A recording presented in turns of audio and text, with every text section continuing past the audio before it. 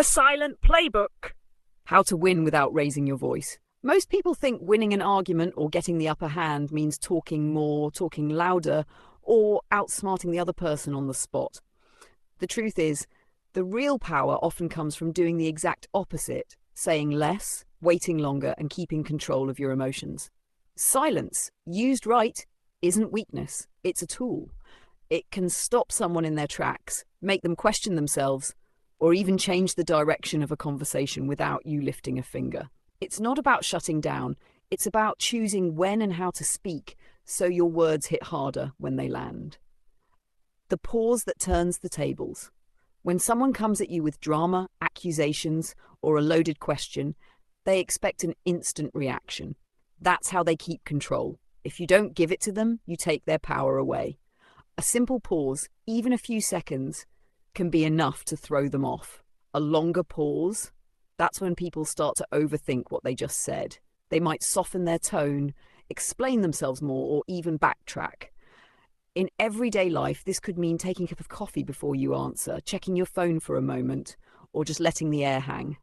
That little gap changes the whole rhythm of the exchange. Say less, control more. The more you reveal, the easier it is for someone to twist your words, plan against you, or use your information against you. If you give only what's necessary, you stay unpredictable. And unpredictability is power. This doesn't mean you become cold or closed off. It means you keep personal details and future plans on a need-to-know basis. You can still sound open without actually giving away anything that matters. A simple, "I've got a few things going on," tells them you're busy without giving them a single fact to work with. Redirect. Instead of arguing, arguments are like fires. They burn only if you keep feeding them. When someone tries to pull you into a heated back and forth, you can acknowledge their point without stepping into the fight. "I get what you're saying. Anyway, I've got to get to something else." That one move takes the oxygen out of the fire. You didn't agree, you didn't disagree, you just kept it moving on your own terms. Calm is a superpower. People get hooked on reactions, raised voices, sharp comebacks, visible frustration. The more you give, the more they push.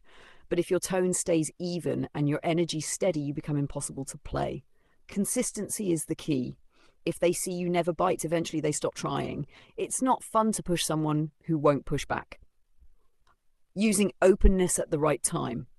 Sometimes, letting your guard down just a little can do more than staying closed off all the time.